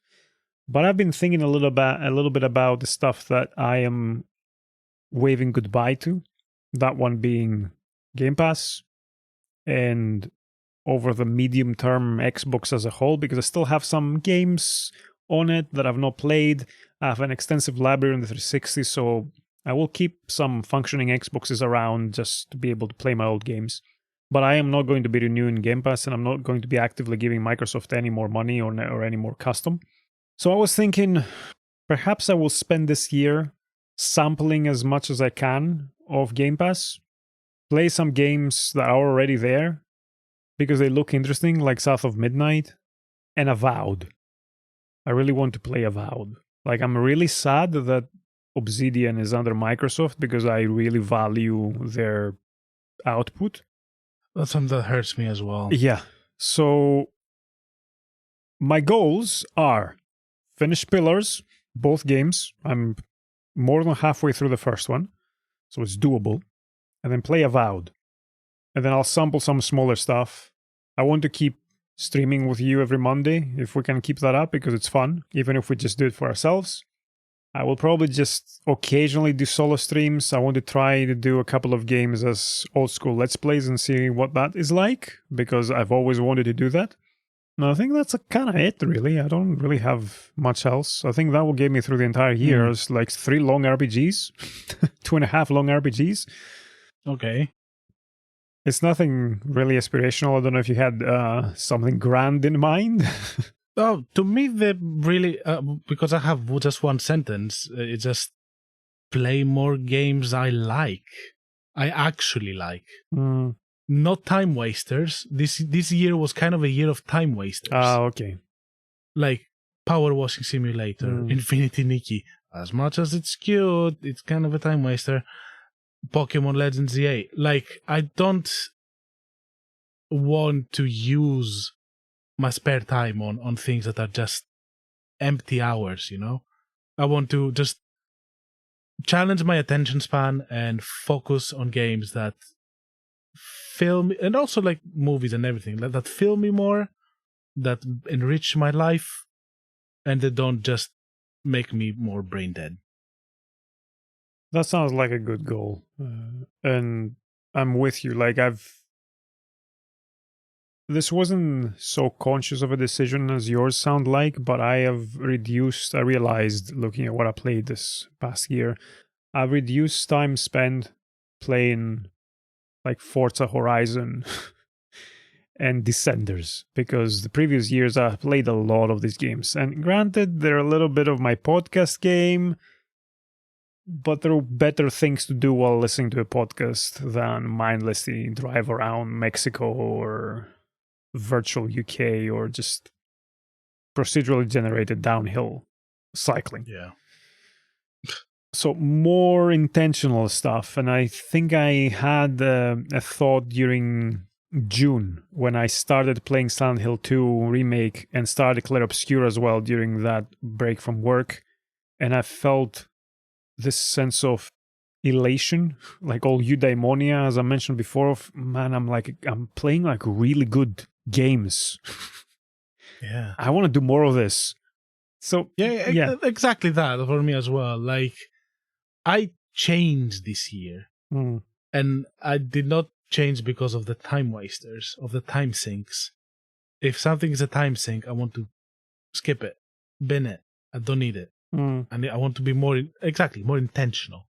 Not what I choose, and not. Yeah. And this what we're doing here, I think, has helped a little bit with that, because it keeps me focused. It keeps me focused from like, I'll just play a little bit of this. But now I when I'm looking at what to play, I'm like, what would be something that would make me have some interesting thoughts or feel some things that will make me think something else than just shut my brain off for a little bit. Which sometimes you need that too, but maybe I'd rather purposefully meditate rather than veg out. Yeah. With a dopamine drip in my arm, so to speak. Kinda. Like that was me with PowerWash Simulator. And to my defense, I did pick it up during a time of grief, because it was a year that I lost 3 now dear people of my life. Fantastic. And I did pick it up as a kind of a soothing thing, but I did not become better because of it. I did not feel better because of it. So I actually felt better after I played Clair Obscur. So I think that kind of like shows what my brain actually needs to get over stuff. Yeah. And it's not this. Yeah. So yeah. Good year of growth, it sounds like. 2026, my main aspiration is to pet more dogs and more cats. Even if they bite or claw or shit. I will force them to get pets from me. That doesn't sound good. Just come here. You don't need to go outside. You can stay with me inside. Yes. What are we doing in terms of our projects around games? We continue. We continue with our podcast. We're not stopping here. I hope that in the next year we're going to be able to grow more. Don't mean like audience wise. I mean like just as a podcast, to like be more professional, be more concise, be more on time. Mature. I don't know. Yeah, I don't know. Yeah. Not be shitty. I'm still gonna make terrible jokes, so that's not gonna change. So whatever. Yeah, that kind of sums it up. Yeah, we'll keep doing this every 2 weeks with the occasional extra episode like this one to recap stuff or talk about something that we're really itching to talk about. Hopefully we'll get some better artwork. Yeah, that takes money, which we don't have. But it will happen. It will happen this year probably. Cool.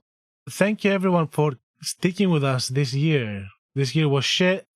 People that listened to us made it a better year. Vol, you actually made it a better year for me, Thank you. Ah, that's nice to hear. Yeah. Likewise. Thank you. It's enriched my life, what we're doing here. You're welcome. When I posted you my dried up poopies, I did not think you're actually going to like them so much. Does I texted you? I mailed you. That doesn't work. Yeah, I'm like, how does this, what? I cannot even make a shitty joke without fucking it up. God damn! I'm just gonna retire. That's it. So this is the last episode of the VoleMaulder Gamecast. I quit. I'll continue this as a solo endeavor from now on. You'll get to hear all about my new details about controllers. And Vol is gonna have 2 microphones on opposite sides of the room. He's gonna be walking between them to reply to himself and just agree on everything. No, I will actually be contrarian against myself nonstop. I actually love the Blade Runner movie more than the game. Philip K. Dick books are shit. Clair Obscur is too emotional. Cool. Thank you, everyone. We'll be back a week after this one to We'll be back. talk about Anthem and never talk about it again. As will no one. Yes. Everyone. Or, I don't know. That. Yeah. I hope you have a good 2026. Clair Obscur. Oh, sorry, I just did not want to end the episode mentioning Anthem. I wanted to mention something better. Dog's Life. That's better than Clair Obscur even. Thank you. Yeah, there you go. All sorted. Play it. Stream it. I want to watch you. Play Dog's Life and then poop. The people demand Dog's Life stream. Take a poop and then take the poop with your mouth and fling it on people. And then pee on the people. That's what games are meant to be. That's life.